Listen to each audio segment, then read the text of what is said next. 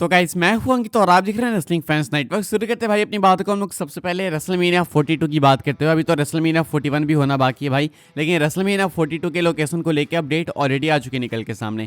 PW side की तरफ से अपडेट निकल के सामने आई है। यहाँ पे कहा जा रहा है the word making the rounds locally in Louisiana is that New Orleans is currently the front runner to host WrestleMania 42 next year. WrestleMania 41 तो भाई अपना इधर होने वाला है अप्रैल में, लेकिन अगले साल अप्रैल मार्च की बात करें तो रेसलमेनिया 42 कहाँ पे होने वाला है। जब ये सवाल उठेगा तो अभी इसका आंसर है कि जो फ्रंट रनर है वो है भाई न्यू ऑर्लियंस एंड लुजियाना में लोकली ये बात है। अब न्यू ऑर्लियंस ने भाई पहले भी रेसलमेनिया होस्ट कर रखा है, चाहे आप रेसलमेनिया 34 की बात करो, चाहे आप रेसलमेनिया 30 की बात करो। तो फैंस इस चीज़ से थोड़े से अपसेट है भाई कि यार इतनी जल्दी जल्दी इतना क्यों। हालांकि आप देखोगे तो रेसलमेनिया 34 एंड 42 में 8 साल का अंतर है, लेकिन फिर भी ये जल्दी जल्दी लगता है। मैं समझ सकता हूँ टाइम जिस स्पीड से भाग रहा है, तो ऐसे में फैंस कुछ अपसेट हैं। बहुत से लोग चाहते थे कि रेसलमेनिया 42 लंदन में हो, लेकिन एक कंफर्म नहीं है भाई।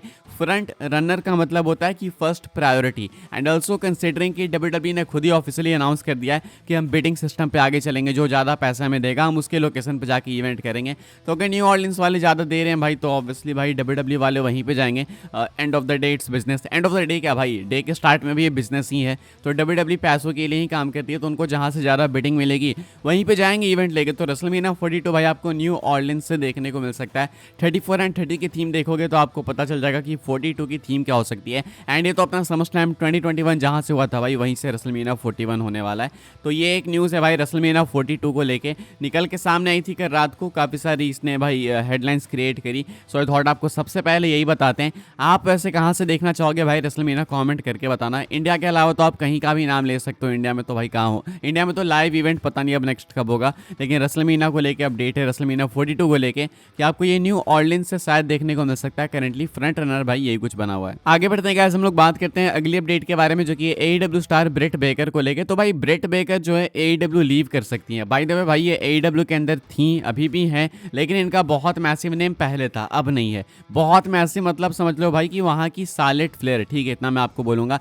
एडम कोल की जीएफ थी अगर मैं गलत नहीं हूँ तो। अब इनको लेके क्या अपडेट है, अचानक अपडेट निकल के सामने है कि एईडब्ल्यू में बैकस्टेज हीट है इनको लेके, एंड ये एईडब्ल्यू शायद जल्दी ही लीव करने वाली है। तो अपडेट पहले निकल के सामने है कि जो टोनी खान है भाई वो इनको टेलीविजन पर नहीं लाना चाहते, बिकॉज टोनी खान को लगता है कि ब्रेट बेकर साथ में काम करने के लिए काफ़ी टफ है। यानी टफ इन सेंस ऑफ वो स्ट्रॉन्ग वाली टफ नहीं, टफ मतलब प्रॉब्लम्स वाली टफ, यानी कि वो कोएग्जिस्ट नहीं कर सकती, कोऑपरेट नहीं कर सकती, एंड उनके साथ काम करना बेकार है, ऐसा टोनी खान का मानना था।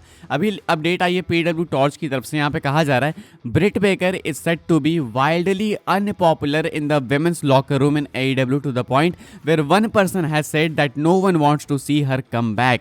तो कहा जा रहा है भाई कि एईडब्ल्यू लॉकर रूम में, वुमेन्स लॉकर रूम में स्पेशली ब्रेट बेकर को कोई पसंद ही नहीं करता, बहुत ही ज़्यादा अनपॉपुलर है वो।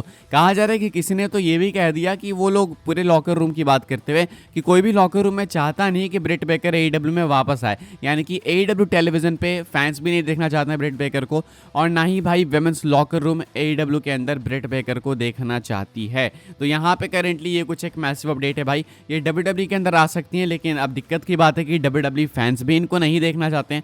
मुझे नहीं पता कि आखिर इन्होंने ऐसा क्या किया है, कोई बैक स्टोरी है जो कि मैं मिस कर रहा हूँ, मुझे नहीं पता। लेकिन मैं इतना जानता हूँ कि टैलेंट वाइज देखे तो शायद इनके अंदर कैरिस्मा है।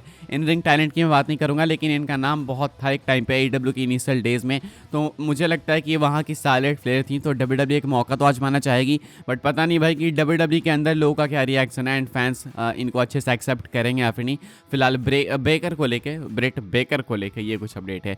आगे बढ़ते हैं गाइस, हम लोग बात करते हैं अगली स्टोरी के बारे में, जो कि जो हेनरी को लेके।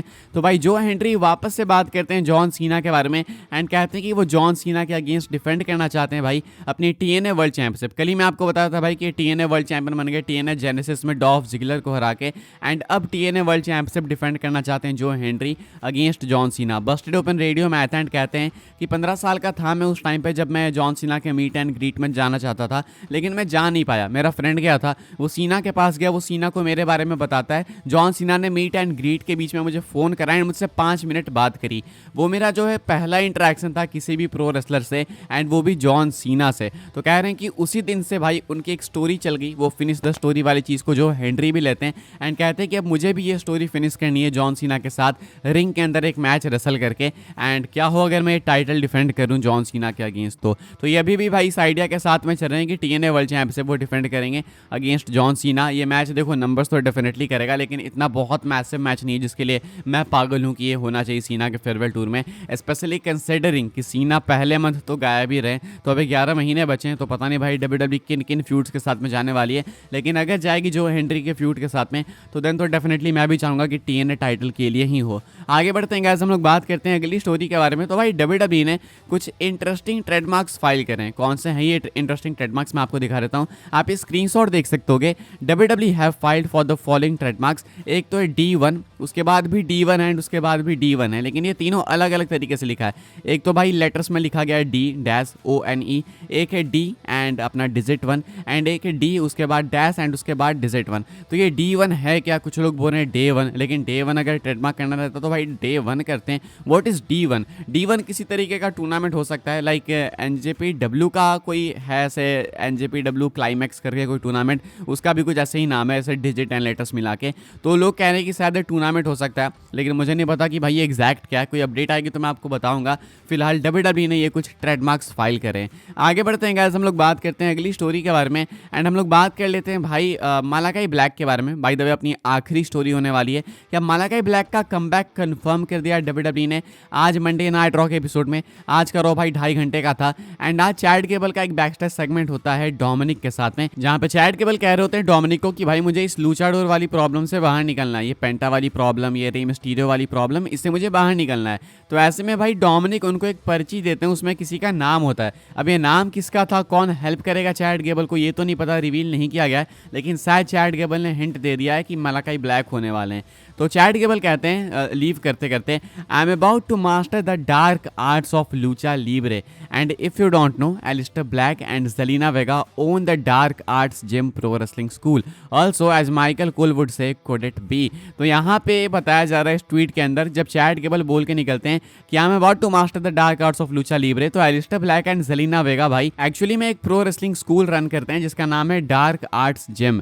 तो ऐसे में भाई माइकल कोल भी इस इनके सेंटेंस के एंड में कहते हैं कुड इट बी, कि क्या ये सही में हो सकता है। तो डार्क आर्ट्स का मेंशन यहाँ पे करा गया है and dark arts gym pro wrestling school करके ये Aleister Black and Zelina Vega run करते हैं रेसलिंग स्कूल। तो मोस्ट लाइकली भाई ये उनका ही हिंट है एंड हम इससे भाई बहुत ज़्यादा स्ट्रेंजर्स भी नहीं है। हमें पता है WWE ऐसे टीजर्स ड्रॉप करती है, चाहे ब्रे वाइट की बात करें, चाहे CM पंक की बात करें, चाहे पेंटा की बात करें, तो ऐसे टीजर्स हमें कई बार देखने को मिले, आगे भी देखने को मिलते रहेंगे। एंड फिलहाल भाई लगता है कि मालाकाई ब्लैक के मेंशंस चालू हो चुके हैं। कहा गया था कि फरवरी स्टार्टिंग नहीं तो मिड फरवरी उनकी डील खत्म होने वाली है AEW के साथ में। क्या पता पहले ही हो गई हो या फिर नहीं भी हुई हो, तो WWE वाले काफ़ी श्योर होंगे मे बी कि हाँ ये तो होने वाली है एंड ये होगी तो अपने कंपनी में आएगा ये।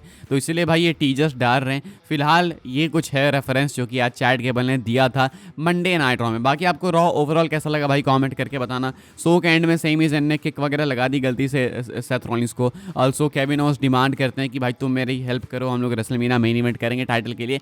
तो ओवरऑल तो एक अच्छा एपिसोड था मेरे अकॉर्डिंग, 2.5 घंटे का था। आपको कैसा लगा कमेंट करके बताना। एंड इस वाली वीडियो के लिए भाई यही सारी अपडेट्स थी। आई होप्स आपको इन्फॉर्मेशन मिलो तो वीडियो को लाइक करें, शेयर करें, सब्सक्राइब करें चैनल को, ताकि आने वाले टाइम के अंदर आपको और भी सही WWE की न्यूज़ अपडेट्स जानने को मिलते रहे। फॉलो कर सकते हैं आप लोग मुझे इंस्टाग्राम एंड ट्विटर पर, लिंक आपको मिल जाएगा डिस्क्रिप्शन में। ज्वाइन कर सकते हैं व्हाट्सएप चैनल को, उसके भी लिंक डिस्क्रिप्शन में। मिलूंगा मैं आपसे अगले वीडियो में, तब तक के लिए goodbye, thanks for watching.